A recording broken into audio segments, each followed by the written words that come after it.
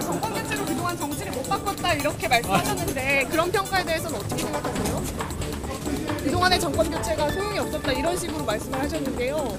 그래서 정치 교체를 해야 한다고 그렇게 총장께서 대표님 말씀에 대해서 재반을 하셨거든요. 옛날에 박근혜 후보가 정치 교체를 말했죠. 네, 대표님. 제가 문재인 대통령으로 말씀하신 분들은 미리 그런 대해서 코멘트를 하고 싶진 않고요. 정권이 교체된다고 해서 정치의 행태라든지 국민들의 어떤 생각하는 사고방식이라든지 특히 정치인들의 사고방식 이런 거는 변하지 않는 수가 많았습니다. 사실 정권의 교체에 불과하고. 예, 사실 이걸 보면서 이런 생각이 듭니다. 노무현 정권 시절에 이 두 분은 사실 같이 일을 했죠. 민정수석, 비서실장, 외교부 장관, 외교부 장관.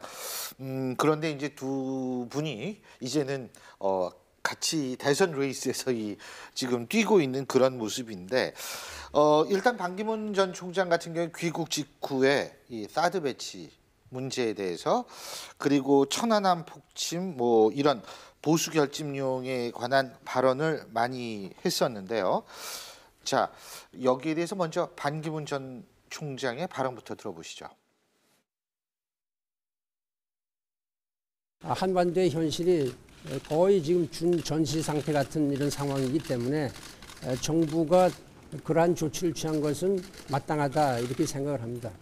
다만 사드 배치로 인해서 여러 가지 이제 주변국들과의 그 관계가 있는데 그런 문제는 전 외교적으로 잘 해결해 나갈 수 있다고 생각합니다. 사드 배치를 뭐 그대로 뭐 강행하겠다거나 또는 반대로 또 사드 배치 결정을 취소하겠다거나 이런 어떤 방침을 가지고 그렇게 요구하는 것은 아니다. 다음 정부에서 충분히 공론화의 과정을 거치고 또 외교적인 노력도 기울이고 해서 합리적인 결정을 하겠다. 그렇습니다.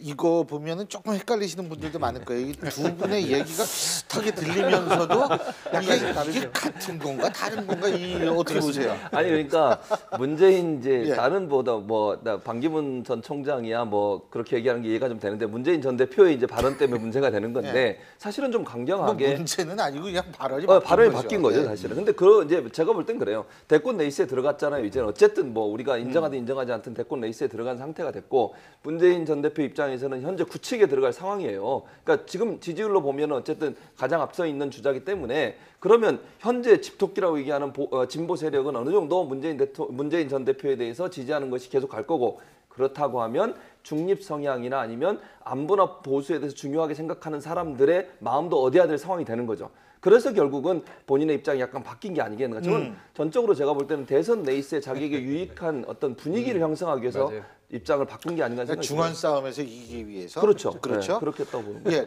근데 반기문 전 총장, 문재인 전 대표 이게 헷갈리면 어떤 분은 뭐 반기문 전 대표 막 맞습니다. 이렇게 나오는데 반기문 전 총장 같은 경우에는 지금 사드 배치뿐만 아니라 천안함 거기 가서 이건 분명한 폭침이다 이런 얘기도 하고 이건 또 이제 좀 보수층을 대상으로 하는 그렇죠. 발언 아니겠어요? 확실하게 예. 자기 땅을 만들어 놓겠다라는 보수층 결집을 이제 노리는 예. 거죠. 먼저 그 문재인 전 대표의 이제 사드 배치 논리는 약간 우크릭이 된 겁니다. 저게 이제 역설적으로 이야기하자 그러면은 내가 정권을 잡게 되면은 사드 부분은 다시 원점으로 돌릴 수 있겠다는 것으로 이제 해석이 충분히 예. 가능한 가능한 것이거든요. 그렇다고 해서 이제 사드에 대해서 지금 반대 입장을 나타내게 되면은 예. 결국 대미 문제, 차기 대권을 앞둔 상황에서 미국과의 어떤 그런 문제도 생길 수밖에 없고 예. 또 당연히 보수 쪽의 결속이 그냥 바라만 봐야 되는 그런 입장이 될 수밖에 없지 예. 않습니까? 그러니까 약간 이제 우크릭을 통해서 소위 말하자면 이게 비산비야죠. 산도 아니고 들도 아닌 그런 어떤 스탠스를 가지고 외인 확장을 노리는 그런 형태를 봐야 되는 것이고 예. 반기문 사무총장 입장에서 분명한 스탠스를 가져가야 되겠죠. 자기가 외교 안보 쪽에 당연한 어떤 이니시티브를 지고 있다는 이런 부분을 확실하게 하기 위해서라도 보수 진영에 결속할 수 있는 사드에 대해서는 명확한 입장을 표명하는 것입니다. 하지만 반기문 전 총장도 내일 일정을 보면은요. 꼭 그렇지만 않아요. 예를 들면 봉하마을 갔다가 그다음에 5.18 광주 민주화무역 참배하고요. 그다음에 가만있어 한 군데가 더 봉하마을 팽목항도 가고요. 그러니까 이거는 또 진보층을 아우르는 행보라고 볼 수 있는 거 아니겠어요? 그러니까 반기문 전 총장은 양쪽을 지금 동시에 공략하는 거 아닙니까? 오늘 아니 신문들 만평을 보세요. 거의 네. 대부분이 반반 이렇게 나왔어요. 아, 치킨도 반반 그렇죠. 이랬잖아요. 프라이드 반, 양념 반. 양념 반. 근데 사실 그러니까 이게 뭐라 그럴까요?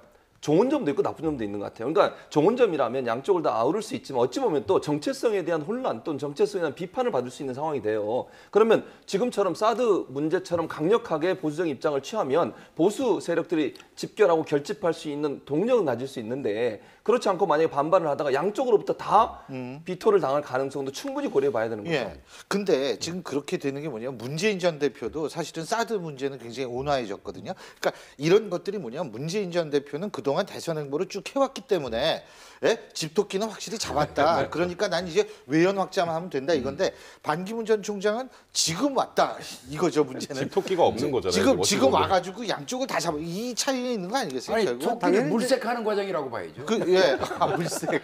글쎄. 지금 물색하기 그러니까 너무 어쨌든 늦은 것 지금 같고요. 와가지고 지금 와가지고 이제 양쪽을 다 저걸 해야 되는 거 아니겠어요? 근데 반기문 총장 입장에서 그럴 예. 것 같아요. 지금 박근혜 대통령이 어쨌건 탄핵 정국으로 가다 보니까 네. 일단 지금 현재 새누리당의 지지 또 한 12% 정도 나오고 있잖아요. 예. 저기를 포기하자니 좀 또 나중에 만약에 양강 구도로 해서 1대1로 붙으면 좀 힘들 것 같고 예. 그렇다고 여기를 또 너무 또 집중하자니 그럼 나머지를 다 버릴 것 같고 그러니까 예. 박근혜 대통령도 2분만 통화하고 안 할 수는 없으니까 통화는 하고 그리고 말씀하셨던 것처럼 중원 싸움에서 밀리지 않게 해서 좀 진보적인 스탠스를 취하고 근데 이제 그게 가장 큰 문제가 그러면 그럼 반기문 총장 도대체 어느 쪽이지가 보는 사람들이 굉장히 헷갈릴 수밖에 없으니까 저는 그래서 그 처음 들었을 때 표현 그 진보적 보수주의자라는 것도 누가 우스갯소리로 짜장맛 짬뽕 주세요 이거랑 똑같다는 표현을 그게 했는데 반 총장이 처음 얘기한 건 아니에요. 노무현 대통령도 비슷한 얘기를 했거든요. 신자유주의 얘기하면서. 어쨌건 양쪽을 다 아우르고 싶어하는 마음은 알겠으나 명확하게 어느 쪽 그래도 내 본진이 어디다는 좀 명확하게 좀 나와야 될 텐데 그게 없다는 게 좀 안타깝습니다. 근데 지금 2분 통화를 했다라는 말씀하셨는데 왜 통화를 했다고 보세요, 우리 부총장님? 당연히 이제 박근혜 박근혜 대통령하고. 대통령의 지지층을 이제 예. 노리는 어떤 그런 거죠. 예. 그리고 또 일단 예우적인 차원도 되는 것이고요. 2분 정도 이거는 뭐 아주 그 짧은 어떤 통화라 봐야 되는데 만약에 지금 박근혜 대통령이 탄핵 정국이 아니다 그러면 직접 청와대에 들어가서 인사도 탄핵 하고 정국이 나오겠죠. 아니면 그렇게 돼야죠. 당연히 그래야 예. 되는데 지금 상황에서는 예의는 지켜야 되겠고 예. 뭐 일종의 이제 박근혜 대통령의 지지 세력 이걸 뭐 아우를 수밖에 없는 그런 상황이죠. 근데요. 또 하나 반기문 전 총장이 하루 종일 그 검색어에 오르락내리락했던 이유가 뭐냐면 그 음성 꽃동네를 방문을 했는데 턱받이를 하고 했다. 뭐 누였는데 거기서 이거 가지고 이제 논란이 됐는데 맞아요. 그랬죠. 그게 사실은 다 아닌 걸로 밝혀지지 않았습니까? 왜냐하면 예. 꽃동네에서 이미 해명을 했어요. 네. 그게 원래 턱받이가 아니라 앞치마로 쓰던 거를 하라고 했던 거고 또 거기 있는 수녀분이 아주 잘게 가른 미음이기 때문에 문제가 없다고 해서 먹여준 거다. 그러니까 거기에 있는 분들의 조언을 받아서 했던 행동이기 때문에 사실은 문제가 없는 건데 일반적으로 이제 그런 설명을 안 듣고 상황만 보고 어느 전직 간호사가 글을 올린 거예요. 저렇게 뉘어서 먹이면 기도가 막힐 가능성이 있어서 위험하다. 이렇게 얘기를 했고 이제 이게 목 있는데 차다 보니까 앞치마를 턱바지로 오해해서 턱바지를 왜 환자가 차야지 주는 사람이 차느냐 이렇게 좀 논란이 지금 됐었어요. 수녀님이 채워주시는 거네요. 그러니까 사실은 이게 그런 것 예. 같아요. 지지자와 이게 지지하지 않는 사람들은 어떤 형태로든 어떤 사람에 대해서 부정적인 것들을 찾아내고 그 이미지를 만들어내려고 하는 거잖아요. 그런 어떤 일련의 과정 속에서 나온 해프닝이라고 볼 수 있겠죠. 들어올 때도 예. 우스갯소리로 그런 이야기 했습니다만은 방금 이야기했듯이 이번 대선에 있어서는 좀 특징적인 게 하나 있습니다.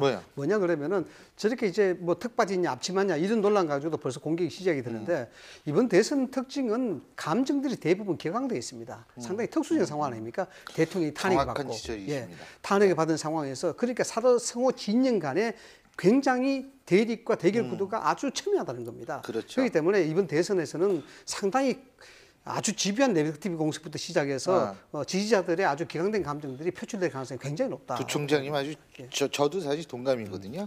근데 오늘 리얼미터 여론조사 한 번만 보여주시겠어요?